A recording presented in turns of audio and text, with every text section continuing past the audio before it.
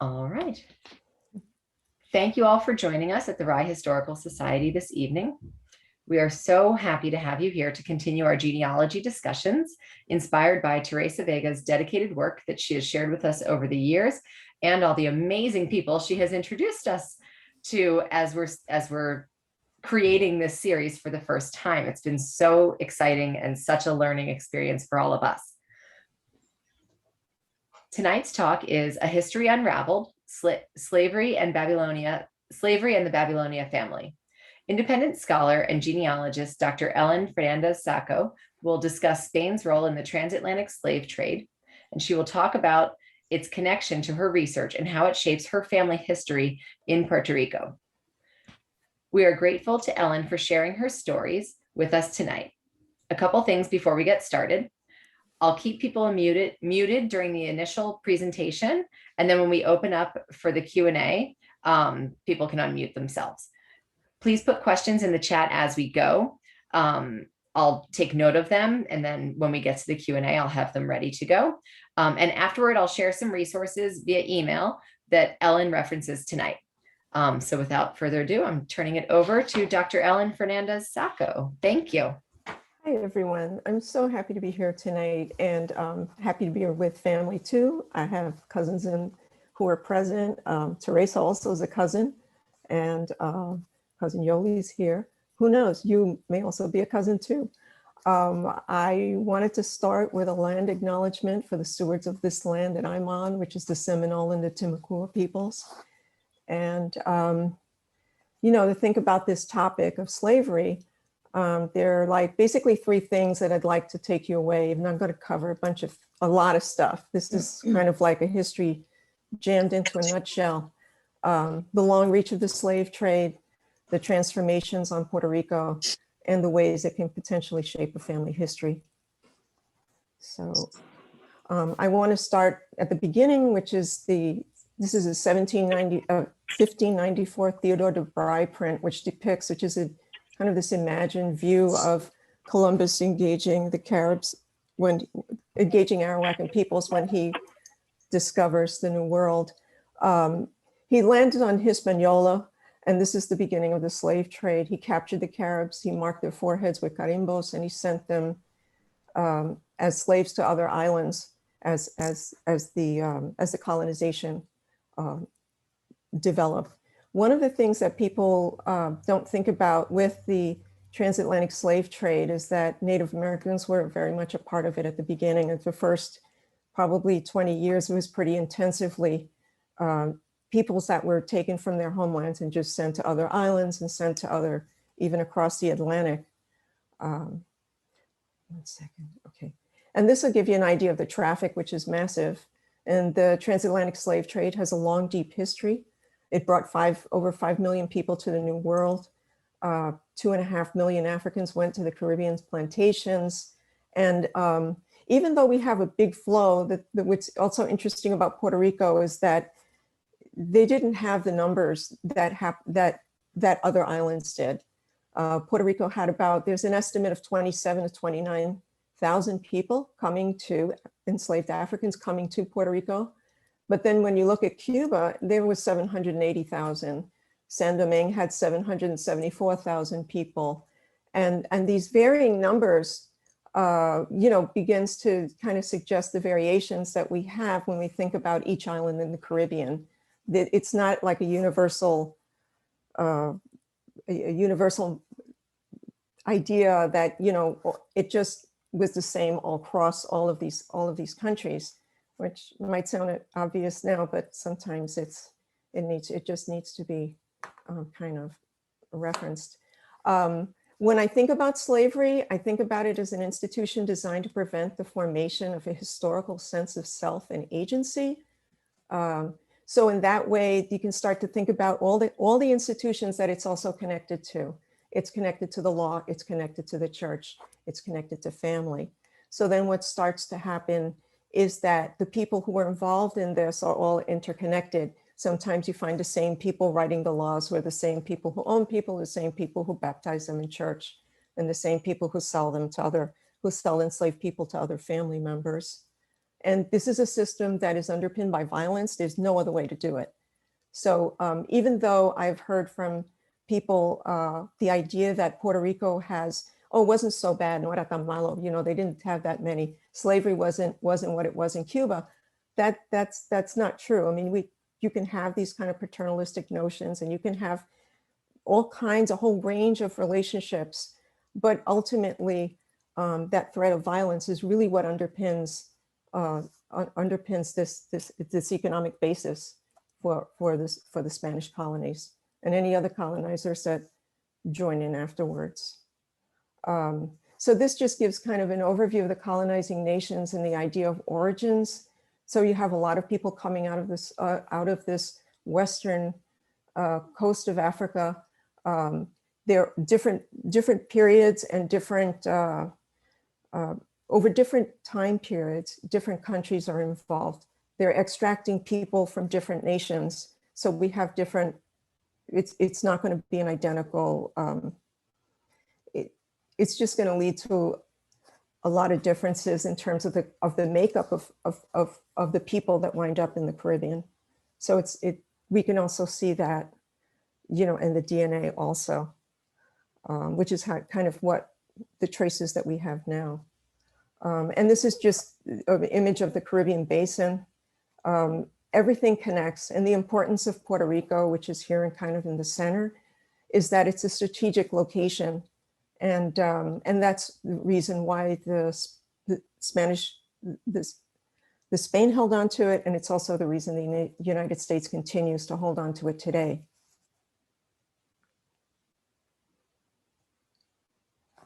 So it's a very long, we're talking about a really long window of time in Puerto Rico for 1501 to about 1886, and also in Cuba. Actually, slavery ends in 1886.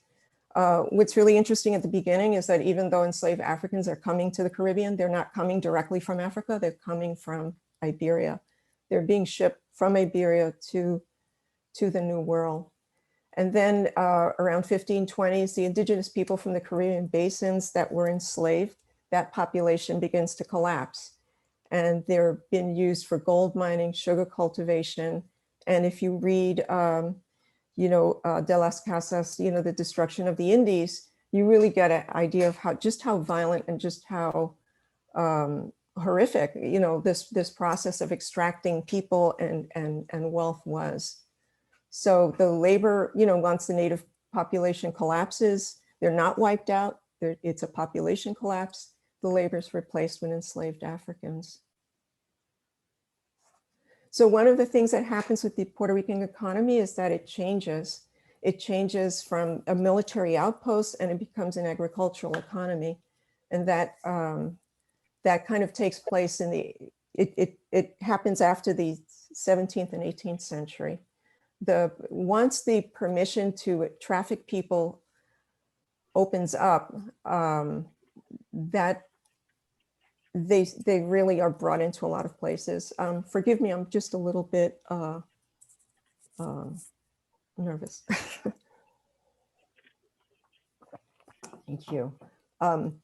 But despite the fact that we have all of this development in Mexico, we have this development in Cuba and the Dominican Republic and Hispaniola, Puerto Rico is really ignored between the 16th and 17th centuries. One of the things that Puerto Rico is used for is when the ships come from Africa to sell people in the Caribbean, they actually come by Puerto Rico and they do to harbors in Cuba, and they temporarily stay over to be able to trade.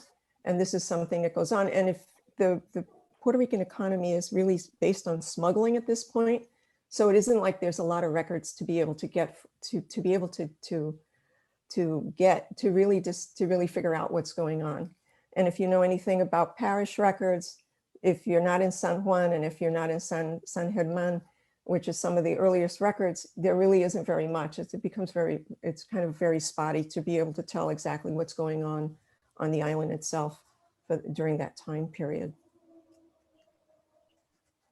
So the forced importation continues about 1820. In 1870, they're starting to be talk about emancipation.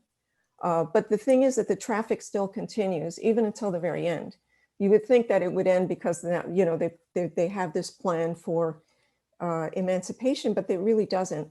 The Spanish court keeps issuing licenses to people, and you also have an illegal trade that just continues to the very end.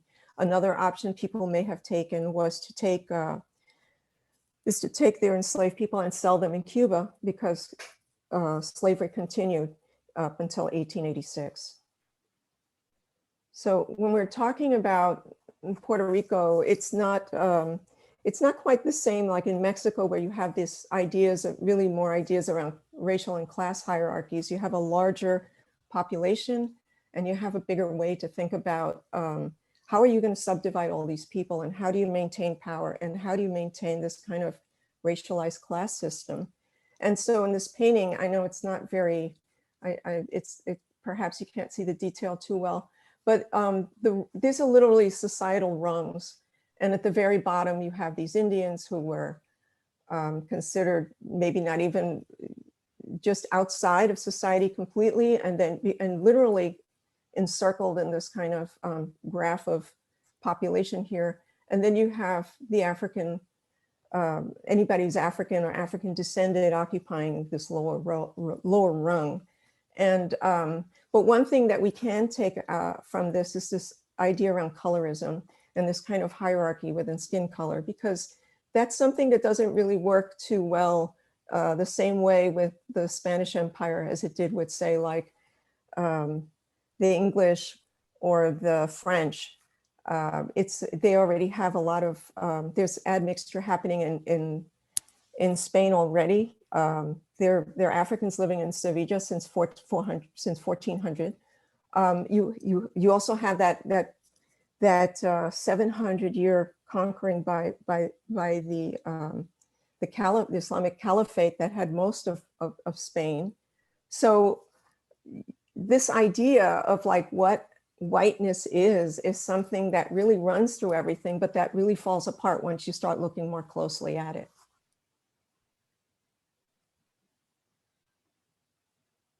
The Real Cédula de Gracias of 1815. This is the rise of a plantation society. So during the 18th century, largely had military outposts around the island. You still had native peoples living on the island. Taino peoples lived in the Indiera. They lived outside of the big population centers of San Juan and San Germán. And one of the things to think about too is that these early, the early census that were taken is not total. If you look at a map of the island, you can tell right away that it's a really, really difficult area to traverse. And if there's no roads, what are we really looking at when we look at these estimated numbers of people of color on the island? So I think that one of the things that happen is this kind of persistent undercount. And then you also have to think that you also have this continuity of people escaping their situation, setting up communities in different areas, and whether or not we can actually know how much of that we know. We may know by oral history or by maybe not even archaeology, but there's so much more going on in this island than just a census can tell you. Is kind of my big point here. The cedula was at this point, they needed money. The Saint-Domingue, which is Haiti, collapsed. So that sugar market, we've presented a real opportunity for Puerto Rico to jump in and try to do something on this market for exports. And so what we start to see happening during the early 19th century is the rise of these plantations around the island. And what the Royal Decree of Graces did was to offer people land. And if you brought enslaved people in with you, you got additional land awarded to you for that. So there were people who came in who were formerly planters in Saint-Domingue or in other areas of the Caribbean, and they come to Puerto Rico to invest. The Spanish come to invest, the French, German, and Corsicans also. And these are also people couldn't do this business where they did previously, so they're doing it here. So this is also telling us that the island is a very conservative kind of a place, that they're open to this. This is not about what happens very shortly, like in South America with the rise of independence movements, you've got a system that is really invested in like, let's see where we can go with an economy based on the slave trade. And this is also the end of the direct importation from Africa, so that now what we start to see is natural increase in different places. This is the area where my family is from. It's called Moca, Puerto Rico. That is an indigenous word, Moca. It's the name of a tree. It's a rural area that straddles the Cordillera, which is a small mountain range that begins in here and kind of curves through the top. It's an area crossed by streams and rivers, so that when people went to register their births, a lot of times they just went to the offices that were the closest to them. So like if you were in Aceitunas or you were in, you may wind up in Aguadilla to register your kids. If you were in another place, you might wind up going across. If you were in Capa, you wind up running over to San Sebastian to register your family or whoever else, because it's just too far to get to the pueblo, which is, an area, it just is this area in here. So it's what people are growing. It's basically export crops. It's largely coffee at the outset, and some sugar and tobacco, and then minor crops. So really, one of the things too with Puerto Rico that's also really interesting is that every time you go to a location, you really need to understand the local geography and then understand kind of the local history, because this really varies from place to place. It's not the same. The growth of the export economy. So now these plantations that were established with, and this is without a banking system, mind you, people are putting down money and they pool it together to buy land and to buy enslaved labor. And this is sugar, coffee, and tobacco. Landless people, the government, because they're trying to get everybody to work, and they mean everybody, they're trying to get them to do the Régimen de la Libreta, which you may have heard of, that started in the 1840s, and that didn't end until 1873. There's the kinds of economic changes and the kind of political changes that are happening during this time period, which straddles like enslavement and that post-emancipation period, is something I'm really, really interested in. And I'm curious how that shapes family histories, how does that impact us today? And then since one of the projects I've been working on is the Registro de Esclavos for Puerto Rico, and the volume, it's the Registro Central de Esclavos is made up of several volumes, which you may have seen on Ancestry. And then one of the volumes, turns out there's several volumes missing, and the volume from Northwest Puerto Rico is missing, but the original documents for it are not. So I've been on a project reconstructing that and publishing a list of the enslaved people, so people can connect those ancestors with their ancestors in the civil registration. So, and in terms of the numbers, as I was mentioning before, if you look at this for an example for the enslaved back population, and this is from the economic history of Puerto Rico, you can see the numbers are really kind of low in comparison to other locations. There's only like 5,000 in 1765, and then out of 617,000 by the 1870s, you only have a population of about 45,000 people. So this is really distinctive and different than other islands, and this turns up in the DNA as well. The mtDNA along the top is all African, the African DNA, mtDNA haplogroups, different L's, and then on the bottom, the percentages is kind of reflected among populations today, and you could see from the populations of Africans for other islands are much higher than for Puerto Rico. Puerto Rico actually has a larger native, or probably an Afro-Indigenous population. And it's really interesting because that is just kind of like flown underneath the, people are really not necessarily aware of this. I just see this as an example. I can show you my DNA, my autosomal results. There's no one country that's listed. It's really just has a lot of locations, and my African ancestry is a small percentage, and it's almost too small to kind of get matches today, but it's there, and it's also reflects an earlier era of the slave trade that for my ancestors that appear in my results. And this is a 23andMe DNA and ancestry estimate of when these, if they want to say like they're, I don't know if it's right to say full-blooded or you know, the more fuller ethnicity were from the, you know, 16th century, 17th century.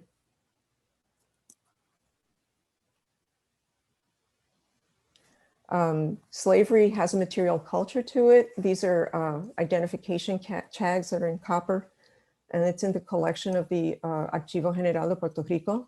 I don't know when exactly these were used, but it just kind of points to that kind of constant insistence on removing personhood from people, you know, by literally putting numbers on them or marking their bodies. This is the economy that I'm talking, the plantation economy in terms of sugar required certain kinds of equipment to process. And this is called a trapiche. It's basically a mill. And for a very long time, this is how this unit would work, with these rollers in the center that people would put the sugar cane in. And the sugarcane would get crushed in these rolling mills, and it would be called a trapiche de sangre because people would lose their arms in there. There's no protection. It's really hazardous work, and it's something that was something that wasn't really solved, even in the 1840s, when you have the rise of steam engines. The steam engines are not being you still doesn't solve all of the problem of the harvest and cutting cane. I think maybe today it's much more mechanized, but even into the 40s with this Edward Roscam photo from the 1940s, just you need bodies to cut the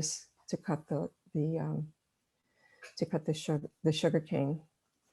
There are very few images of people working in Puerto Rico, working in any depictions of labor. Some of the people I've studied worked as coffee sorters in the Hacienda La Abadí, which was in Barrio Aceitunas in Puerto Rico, and in Moca. And coffee is a kind of labor where you can have men, women, and children participate in its processing. So there were a lot of people involved with that until the rise of this kind of sugar monopoly later. But it gives you an idea of how people worked, and this would have been an enclosed building. Francisco Oler painted this Hacienda La Fortuna in Ponce, and this is at the Brooklyn Museum. And one of the things that gives you an idea of the landscape of the sugar hacienda, not all of them look like this, but they're kind of like buildings that get expanded on as the technology changes. And then in the back, and then here on the left-hand side of the former slave housing is that long, low building on the left. And I don't know if there's any structures that are still standing, but a lot of people wind up reusing them for other processes, for other crops. You know, like you could dry coffee beans, for instance. That was one of the uses of that building on another plantation. So the cedulas in 1870s, what the government did in 1868 was that the sugar market had collapsed. They needed to free people. They needed to do something to get people into more of an economy that wasn't slave-based. But it wasn't an immediate process. It was a really long, kind of drawn-out process that went on until 1873. And even then, you had 31,000 people still enslaved after that date. So what the government did was it basically bought everybody from, it bought the enslaved people from their owners, paid the owners off, and anyone who was on these cedulas, they wind up having to work for their former owners for 3 years without pay as part of the conditions of the emancipation of 1873. This is for a young girl named Inocencia. What's really amazing about these documents, or really valuable to me, is that on the left-hand side, you have underneath where it says the filiación, you have the age, but then it also gives you an idea of what the person looked like. So some of this information we can use with later information to kind of almost to kind of pair it with the resemblances of our ancestors and also the names of who they were owned by. There are thousands of these documents. These have been microfilmed, and they were on Family Search. And this is how I'm able to reconstruct the missing volume, for instance, is by using this and creating lists out of that. And this is the bill that, it wasn't pink, this is from an ICP journal, but the indemnization, the government basically gave $100 for each enslaved person to an enslaver. It earned 6% interest. And what really stands out is that the formerly enslaved didn't receive any compensation for this. My own family history begins with this guy, Miguel Babilonia Polanco, who was born in Mallorca, and he came to Puerto Rico in the late 1760s, 1770s. And as a peninsular, which means that he was from Spain, he's very valuable in the colony. So even if he didn't have a lot of money himself, he had a higher social status because he wasn't a criollo, he wasn't born on the island. So he was able to marry into an affluent military family on the island and have some like 21 children, and he has something like over 1,000 descendants in Puerto Rico today. The name in Spain today is extinguished. Hardly anybody has the name. And I think it's only because somebody from Puerto Rico went to Madrid and they were living there at one point. But it's interesting that where the bulk of the Babylonians live in the world is in Puerto Rico. So one of the things that he did, he was, I'm not 100% sure, but what were Mallorcans doing in Puerto Rico at that time period? The Mallorcans who come later are basically farmers. They get involved with growing all kinds of crops and things. But what I believe he was involved with was the linen trade, which was used to clothe enslaved people. And this isn't fine linen. This is kind of a material with blue fabric with blue in it, so it would be immediately identifiable visually in the clothing of people. So in 1847, so Miguel Babilonia Polanco is dead by now. He has sons, his grandsons, who also have plantations in Moca, and it's real interesting to see how that works out. But what was really striking to me was that, you could have had free laborers, but there's this insistence that on using enslaved labor, which kind of points to the difficulty of the work itself. So we have a number in 1847 of 532 enslaved people versus 207 free laborers. So it just kind of still points to the really just holding on to that. They're not going to change what they're doing until they're forced to, with the collapse of the sugar industry and the sugar market in the 1870s. I did do a very long article exploring the Babilonia name, and one of the reasons I did it was because it's so distinctive, unlike my dad's surname, Fernandez, which is, olvídate.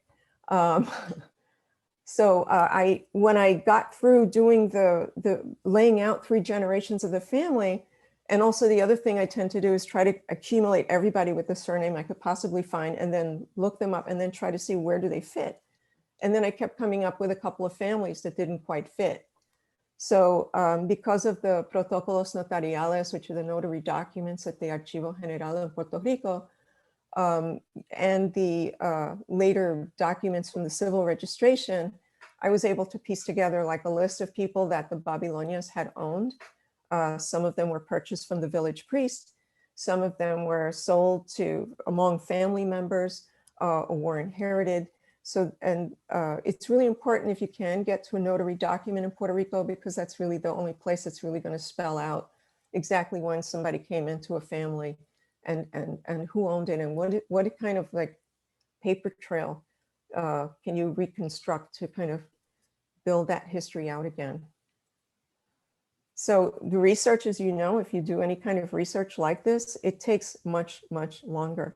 You always wind up doing the enslaver's family first, and then you have to find the rest of the information because it's a system built on an annihilating identity. So what I found was that there was the Babilonia Hernandez and the Babilonia Frese lines. And I've written a couple of articles on this. And I started this research some time ago, and I'm really excited because in getting prepared for this work, I wound up finding some new things out. In the article, what I try to do is like, I've got these families and the father that appears each for 3 times is Manuel Babilonia. Like, who is it? Like, how many Manuel Babilonias are there and who could they be? So I built timelines, I looked at locations, and you know, it just seems to come back to my family, to this second great grandfather of mine. So when I go to Nicholas Babilonia Hernandez, who started the Babilonia Hernandez family with Matilde Font, who was the daughter of Marcelina Font, who was born in Africa, he has this problem in his documentation, and I've noted and I've written about this in different places with different situations.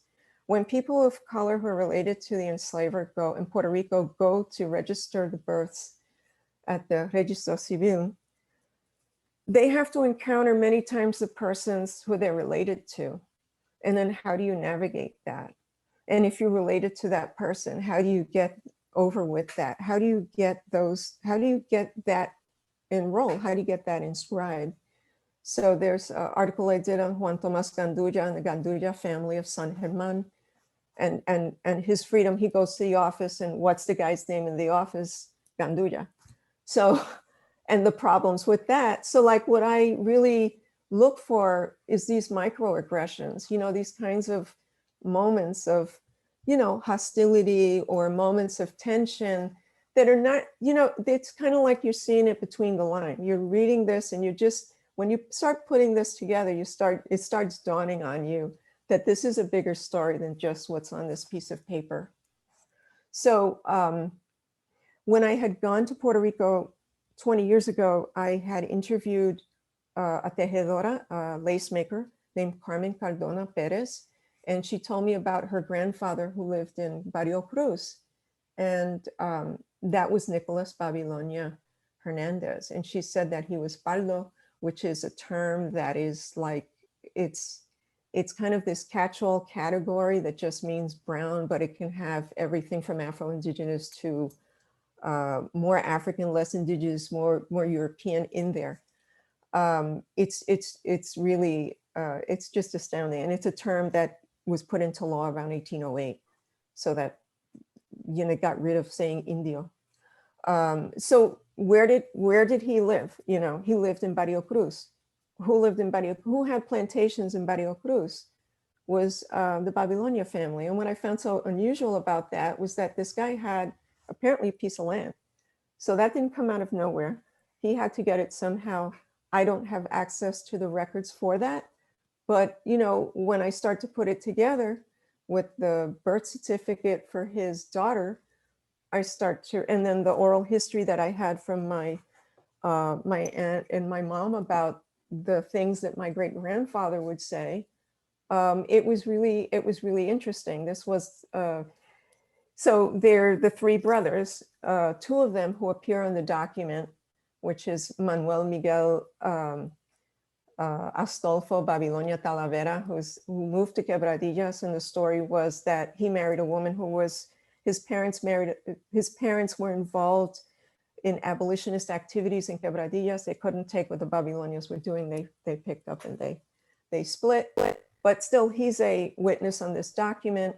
And then Tomás Babilonia Talavera, who was married to Enriqueta Klebring Sotomayor, and he was an administrator on a plantation, which was the remains of the Hacienda Palman, which is 18th century hacienda that just gets subdivided over time, and that Enrique Klebring and his daughter he winds up working on in Moca, and I think it's in Cruz also. So, but Tomás Babilonia Talavera is a juez de paz. He's also a judge. He also is the guy that signs off on a lot of documents at the turn of the century in the Registro Civil in Moca. So what happens is that when Filomena Babilonia Font, Nicolas Babilonia goes to the office to register his daughter's birth, and there's these three, where I have the three arrows. And I'll just read out the English. It's the legal daughter of the declarant and Matilda Font, born and resident of San Sebastian, married, of legal age, appropriate occupation for her sex. That is on the granddaughter on the paternal line of Juana Maria Babilonia, 50 years of age, born here and single, living in same, and on the maternal line of Marta Font, born in San Sebastian, single, and working occupation proper for her gender, and everything in the presence of the witnesses, Don Tomás Babilonia, born and resident of here, and Manuel Babilonia, born here and resident of Quebradillas, married, of legal age, blah, blah. But these guys show up. These guys are here to testify for this document. So how much can you say? I discovered this document I came across it maybe 10 years ago. And I went nuts looking for Juana Maria Babilonia. There's no Juana Maria Babilonia, is what winds up happening. So I traced out, where did the Babilonia Font and the Babilonia Frese families, where did they go after emancipation? Because maybe the locations will also tell me something else, and maybe I'll find her in these other places. Well, what I found, over 120-year period post-slavery, many families opted to find work in agricultural labor or in the service sector. And then, so over this period, these people lived in 6 different municipalities. So when you're looking for people, and people stateside know this, if you have family in Virginia, you're not going to just look in Virginia. You're not just going to look in certain counties. You really have to, broaden your scope and see, where did they go? They were in Aguadilla, they were in Moca, they were in San Sebastian, they were in Hatillo, they were in Arecibo, they were in San Juan. And, a lot of these people, they're looking for work, and sometimes they will come back to Moca to die, basically, or to be with their families for the last part of their lives.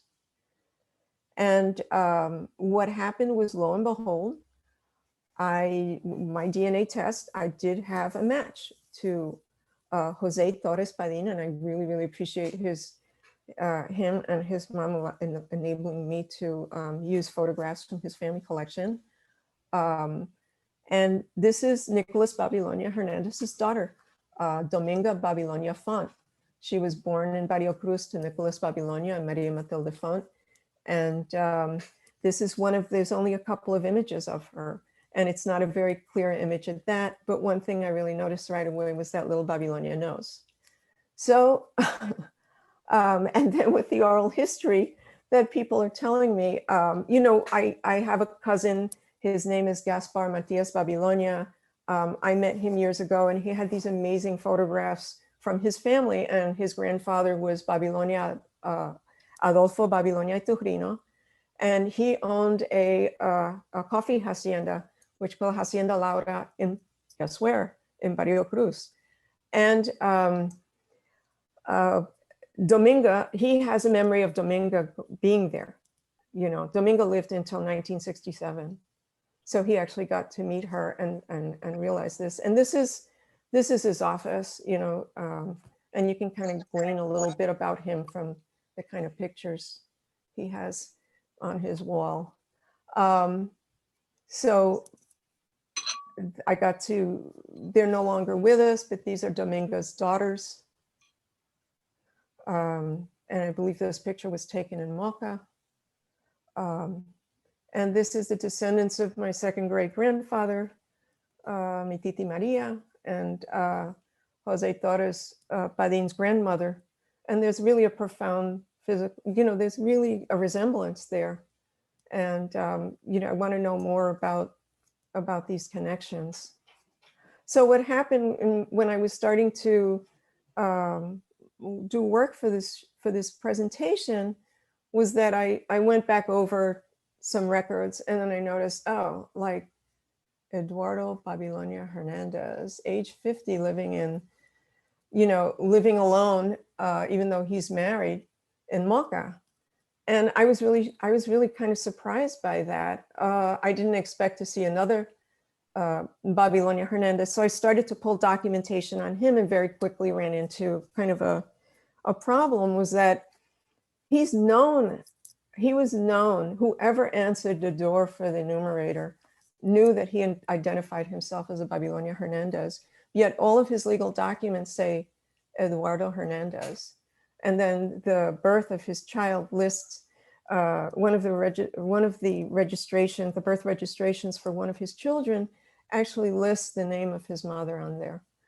So al final, I found Juana Maria Hernandez, who lived in Barrio Cruz in Moca, and this is on Family Search, so you can look at it too. And because I found Eduardo Babilonia Hernandez's children, I was able to find his mother's name. And guess who was the informant on this document? It was Nicholas Babilonia Hernandez. So I finally found her, like over a decade. And I'm telling you, this stuff takes a long time to pull together. And what I learned was that she was the daughter of Jose Hernandez and Catalina Hernandez, naturales de Africa. So now I have another set of a new, kind of research project with to track down more information on them and figure out what is the what were their lives like, because really my aim is to kind of write micro histories of the people that I research. One of the really important things that we can do is to write our ancestors back into history, and this is a way of doing that. So I just want to say thank you, Jajom. I want to thank Jose Torres Padin. I want to thank Gaspar Matias Babilonia, Carmen Cardona Perez, the Rye Historical Society, Alison Campolea, and Teresa Vega for making this presentation possible. And if you want to find out more, you can visit my website, latinogenealogyandbeyond.com. So that's the end of my slideshow. Thank you so much. That was wonderful. And I have to say, I have loved exploring Ellen's website. So I highly recommend taking a look there and reading a little more in depth about some of her stories and her discoveries. So now we have a few questions from different people in the audience. I wanted to ask, I had one quick question because you mentioned a couple of tools that you used, Family Search and some others. What tools did you find most effective, or what did you rely on the most as you were doing this family research? What got me started on a lot of this was oral history. My mother has a very vivid history of her growing up in Moca during the 40s, during the 30s and 40s. And she would repeat some of the stories, or I would ask her questions so she would remember things. And then when the 1910 census came out, I was able to find my grandparents and know what their maternal surnames were. And that also has another complicated story that I may write up about in future. Family Search is probably the best, because I find, even though Ancestry has a lot of resources, the information is siloed in a way that when you start searching, all of a sudden you start pulling up results from other countries, and that's kind of uncomfortable. That's not uncomfortable. I mean, it's just frustrating if you're trying to get to something and you have to go back and enter their the Puerto Rican civil registration on their site. There's the Sociedad Puertorriqueña de Genealogía has been really supportive of my work, and they've published a few of my articles. I'm looking, Family Search is really kind of the best bet right now. Okay. Because you have the original cedulas, but the problem is that they're not really indexed. And I started in basically kind of an indexing project in a way, but I went way beyond that with what I did with the slave registry, because I transcribed every bit of information in case that might help. And what happens is that you have family members on there, you have partners on there, you have people with their with surnames listed on there as well. So there's a lot of clues to be gotten out of that. And local histories. There's Antonio Nieves Mendez wrote a great book called Moca, Historia de un Pueblo.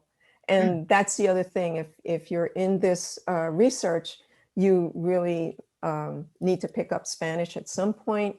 With some of the documentation, like in the civil registration, it's really boilerplate. So once you get the hang of it there, it's really not that bad to keep working back, because you recognize the same terms being used over and over. Mm-hmm. Yeah, and then there are transcriptions. I mean, I have a group for a long time that I co-administer with Maria Creeder on groups.io called Sociedad Ancestros Mocanos. And then on Family Search, I also have a group too. Because the other part of this is that you can't work this by yourself. You really can't. I mean, this is really, when you're doing research with this enslaved, it has to be, it really needs to be a community level project. And I'm hoping to see more of those, to find ways to facilitate that happening, because I find that there's a lot written on Cuban slavery. There's a ton. And in fact, when slavery in the Caribbean comes up, it's either San Domingue, Jamaica, Cuba, but Puerto Rico is kind of left out. I mean, you have a literature in Spanish, but in English, not as much. So, yeah. Okay, great. I think a follow-up question here from Cora. What is your group on Family Search, and can we join? Oh, yeah. More the merrier. Sociedad Ancestros Mocanos, SAM, S-A-M, Mocanos, like Moca and Nos. Sociedad. Mocanos. I'm sorry, is that S-A-M? It's S-A-M, so it's SAM, and then S-A-M, it's Moca, N-A-N-O-S. I'm going to make a note to myself that we'll include that in the resources. Okay. Did I just type it correctly? Samna? Did I see it? Let me see. Oh, you know, I'm on a share screen, so I don't know. Can I see this? Oh, you can stop sharing the screen and then you'll be able to see the chat, actually. Okay. So nobody needs to see the slides. I don't think so. Yeah, that's okay, true. Great. Okay. Okay. Here we go. All right. Yay. All right. Yeah. So then you should be able to view the chat. All right. Let's see. And I was going to say something. This is Teresa, of course.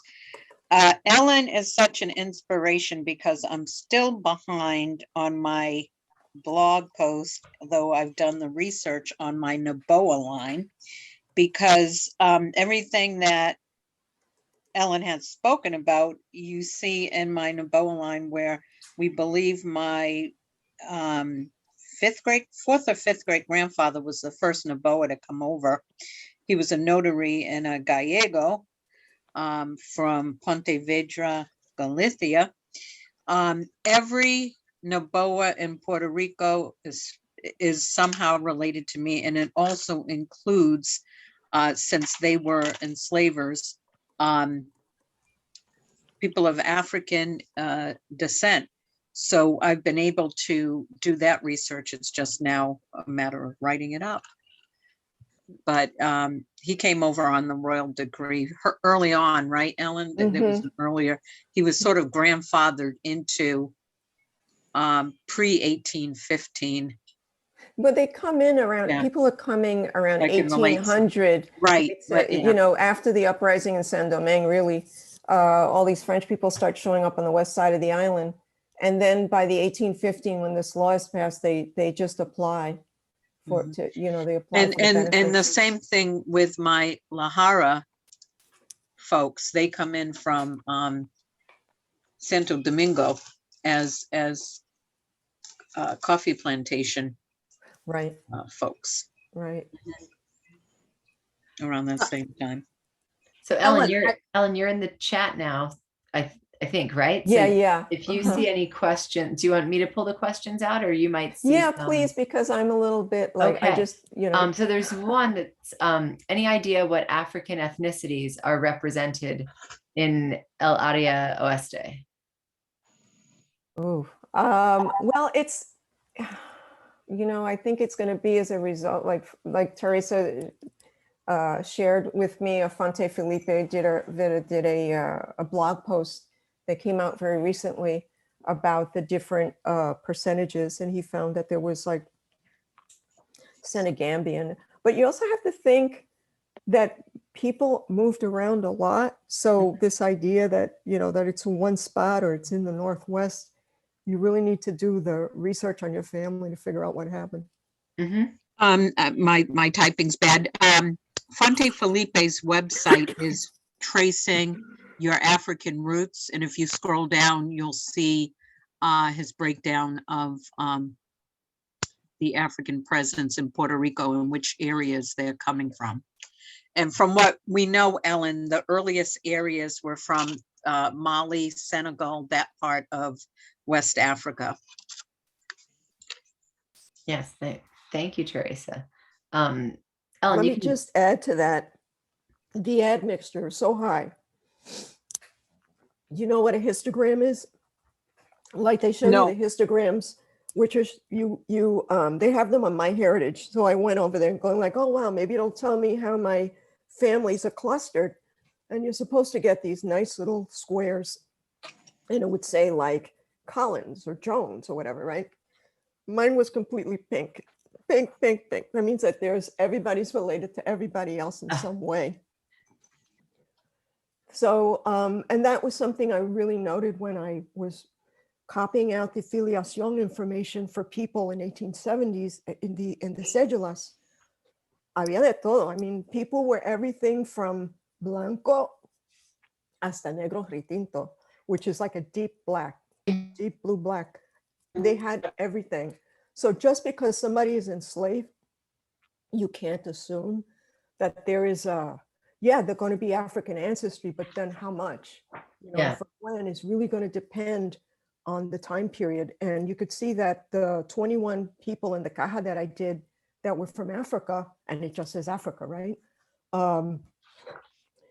That was out of nearly 500 people. There were only 21 people left who were born in Africa, and they were all born between the 1790s and the early 1800s. Mm-hmm. Oh, here's another. How advanced are the resources on the island or Spain? So I think the research resources is what they're. Your best bet with Puerto Rican genealogy right now is digitalization, is online. Oh, it is. Okay. That was another question. There's the Archivo Digital Nacional de Puerto Rico, the adnpr.net. And they have been working with Heide Reichard, who's the historiadora de Aguadilla. And she has a tremendous collection, genealogical collection, and other collection from her family, which were a family of lawyers in Aguadilla. And that's being digitized, and they keep uploading more and more and more stuff to download. So there's a whole range of materials, and I try to use a lot of different materials for my blog posts, like the military maps. There are things like marriage records.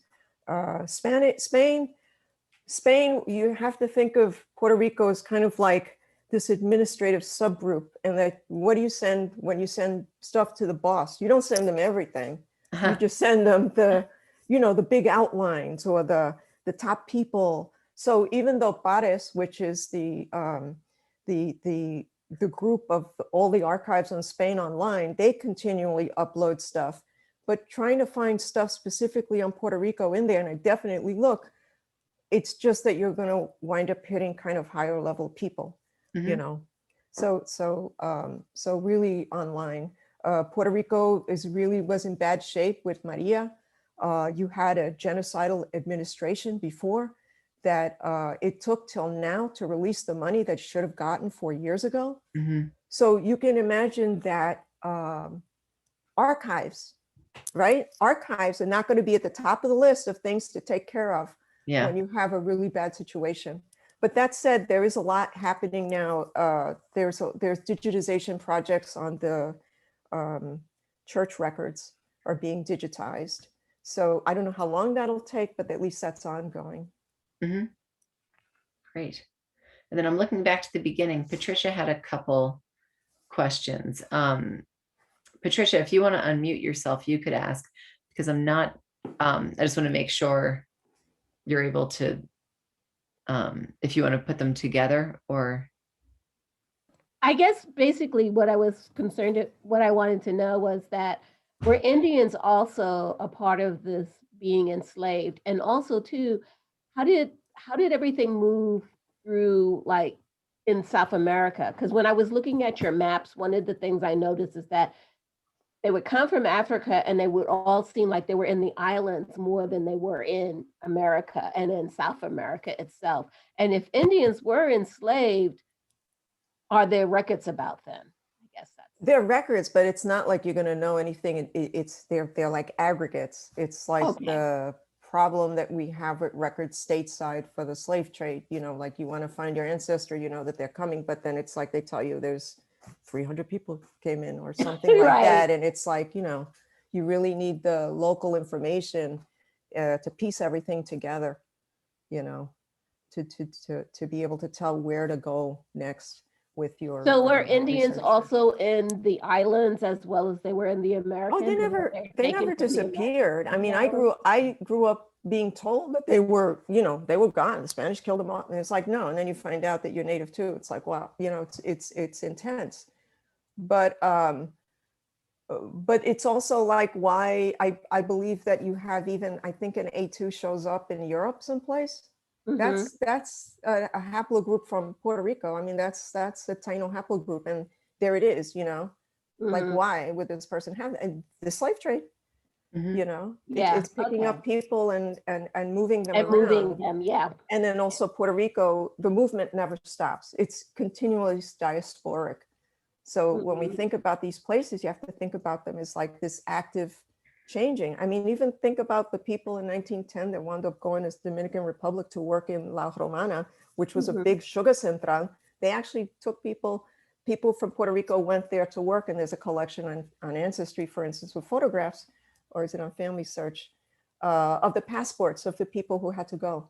So you never know when people are going to be going back and forth. People were brought from, they would use certain islands to sell people from, and then bring them over to different places. Like people would traffic people from St. Thomas to Puerto Rico.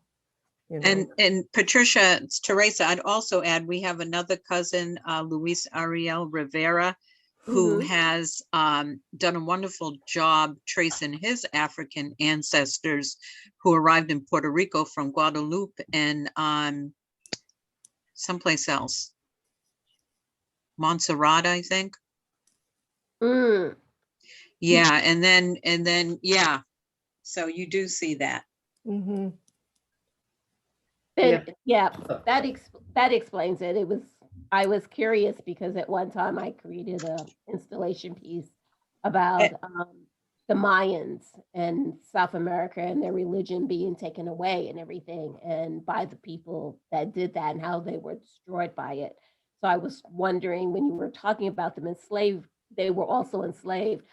I was curious about that because of that incident, you know, in my research of them, of their There's religion being destroyed. there's a book called Siglo en Blanco, Mhm. Sophia Gelpi's book, and she talks about the establishment of, you know, basically sugar plantations in the 15th century, you know, in Puerto Rico. And it's really interesting because you have people, they kind of like use their technologies to enslave them, to create conucos and grow those, and then they use them for mining. but you could also see who the people were that owned people on the island. There's appendices in the back, but the individuals aren't really identified per se, not like Right. that. Right. But you never know, and there's an oral history or something that can provide you something to work and take you back to. Yeah. And it was actually a poem I had found that I ended up developing the installation from. It was a poem about these people and how their religion was destroyed and everything. So. Right. And then there's always the resurgence and the just like stateside, the United States had displaced so many Native people and murdered so many Native people. Right. But then, it's like if you go to Oklahoma, how many different kinds of Native people are you going to find? That's like a function of their history. Yes. Yeah. Eileen? Oh, was that Teresa? I was just, No. Oh, okay. We have a couple more questions. Let's see. A final question about how forensics for massacre victims are showing up in genealogy. Is DNA testing shared? Forensics. For massacre victim, like if there's... From what time period are you thinking? It's Yoli. Are you still here, Yoli? Oh, Yoli. Hola, sí. So at any point in time, there might have been killings in villages and everything else, Mm-hmm. and war or whichever. Are any of those as they are unearthed, typically, now that you're seeing, are they being shared? So maybe somebody can match, that person who was close to me or her or him I don't was know. I think massacred. maybe for Spain, that was like a thing with the Civil War, in 1936. But if you're talking the further back in time, the less there is, because the soil is so acidic, it eats everything. So like when they find remains, sometimes it's in a cave. The other thing that I've heard from people was that they would discover indigenous sites in Puerto Rico, and then the government would come and they would bulldoze it so that people couldn't go and then make a claim on it. Oh, so there's no way to, either is very compromised because the soil is very the soil is highly acidic and tropic. The heat and the acidity of the soil, that's why you wind up with stone decomposes artifacts. it. And if you look at the figure in Italy, which is the earliest, one of the earliest artifacts that was collected, like in the early 16th century, that has its ancestor bundle, and there's a skull inside. And there's recently the Dominican Republic asked for it back, but it has cotton weaving that's from that time period, but the belt actually has West African patterns on it. So really, a really early period. We're already talking Afro-Indigenous, Yeah. Thank you. Cora had another question. And then I think we'll take Cora's and then Nicole's and then wrap up. So Cora, do you want to ask about the group of people in Aguadilla? Thank you. Yes, there's a group of people, I think, they've, at least through the early 20th century, excuse me, Black folk who referred to themselves as franceses and spoke patois. In Aguadilla, Aguada, I don't know if in Moca, the Dupré family is part of that. Right. There's history of that also in the Hacienda Labadí, which is in Aceitunas that I mentioned. So a lot of people from there came from Guinea. They actually call the area where the enslaved lived Petit Guinea. Okay. So and then people did speak patois. But part of that was because they have brought people over who have already been in either the plantation in Santo Domingo or Saint Domingue. They have been brought, and they brought that with them too. So I mean, that's part of the reason there. That's interesting. So a cluster of French-speaking people from La Hacienda Labadie, people from other No, Creole, haciendas. Creole. It's Say not that. quite the same as French. Yeah. No, they Yeah. called themselves, for example, my grandmother was the I mean, the granddaughter. language like Creole, the Yes, language. but the Yeah, yeah, people yeah. themselves. This Right, is right. what Los the franceses. people Yeah. themselves were saying. Mhm. And this would have been my grandmother's grandfather, Carlos Dupré. As Right. you know that people wouldn't say señor or don, it was ño Carlos. He spoke Yeah. Oh, that's so interesting. patois, and they called themselves French. And so I've never been able to determine whether they were people who came with the hacendados from La Española, or if there was a connection to the Labadis. Mhm. And I know one of the families are the Duprés. Right, right. Yeah. You're right. And It well, is- they nobody, are one of the you families. know how that happens. You know, gente humilde, nobody's interested, but there are No. many prominent people who are descended from them. And so I was just wondering if we could kind of solve that mystery. Well, reach out to me or we could talk more about it for sure. I'm And, sorry, who did you mention? Call me. Okay, great. Okay. I love what you do. Thank you. Thank you. Yeah, this is wonderful. And we'll follow up with a list. There's a couple books and a couple other resources that you've mentioned that we will put together in an email to send to everyone, both the people who attended the program and others who registered who might not have made it. Nicole, we'll take your last question. And then we'll wrap up. Are you still there, Well, Nicole? I am. Great. I feel kind of handicapped because my family is from Mayaguez and the records just aren't online or available. I'm in the US. So, but I don't know whether it's worth making judgments based on DNA analysis. For example, I have, according to my analysis, 0% Spanish or Portuguese. Right. And I have 1% indigenous Puerto Rican and 42% African. Okay. So is it worth making assumptions that maybe my family originated in Puerto Rico later in the spectrum and that they, I don't know what kind of judgments, or is it, if you can make judgments based on DNA? Have you done your, I mean, I'm the first person to admit I'm a documents person over DNA person, but, Okay. But did you test a sibling? Because that really is like kind of Yeah. informative. And did you And find it the was- same thing? Was consistent? Yeah, the same thing, consistent, Okay. which I just find really interesting. So, I mean, but it's possible they could have come from another island. But what about your matches? That's what I want to know. Are you matching well, DNA okay. cousins?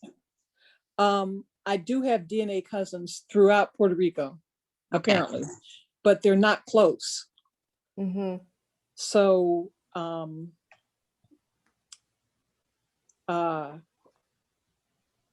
and the story, which I understand, my family is rather large. There are a lot of people with my last name, but my branch is the only branch of color. Right. So I don't know how that happened, or, again, we're in Mayaguez trying to look up records and it's impossible. So I don't know if there are judgments, or trails I can take based on my DNA analysis. Well, when you say you can't get anything from Mayaguez, like what kinds of records or things were you looking for, or? Well, I have looked at birth records and really nothing is available before 1885. 85. And so, Actually, I assume the parish records, I think the Mayaguez might be online. They're not? They were not recently.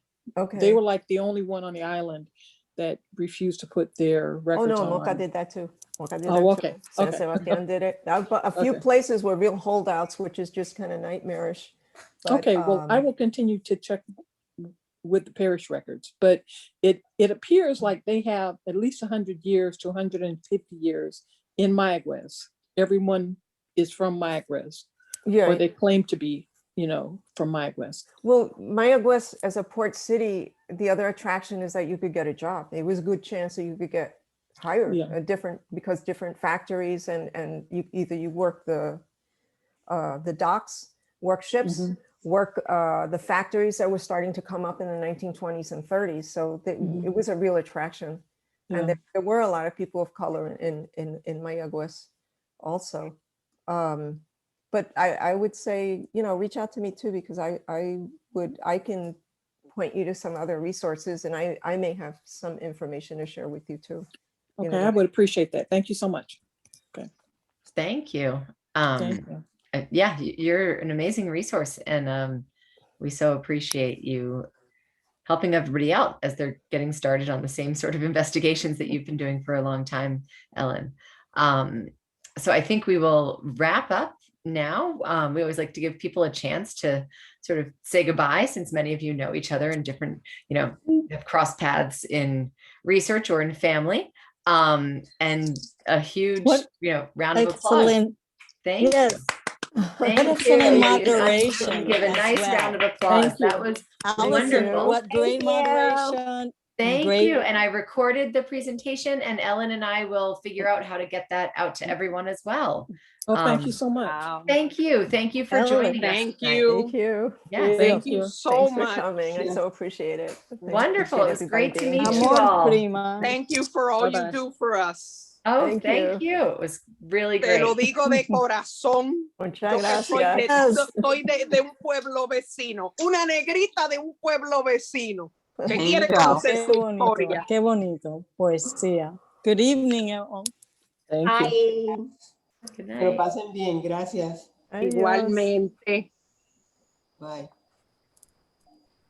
I'll let everyone drop off in case someone wants to say a special thank you or goodbye. Ellen, you were great. You were Oh, fantastic. I was like, I got such a coughing fit at one point. Oh, I felt so bad. Me seco la Yes. garganta.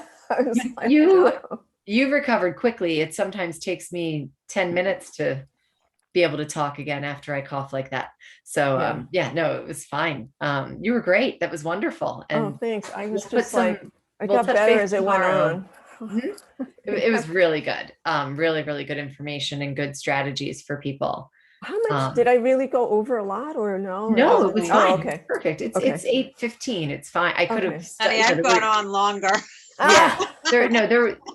We start to wrap up. I kind of said like last two questions just a few minutes after 8, but then we give a little time to wrap up, and Sure. and there were really good questions, and I wanted to make sure everybody got to ask them. And so tomorrow we'll touch base and just put some resources, the handout, as well as some other resources in an email, and then people with your contact information, and then people Sure. can get in touch I with you. I don't know if I put my email on it or not. I think I'm not sure if I did that or She'll not. include it. Oh, Okay. yeah, I can include right. an email. All Mhm. right. Yeah. If Carmen have Wonderful. a All question right. or Mhm.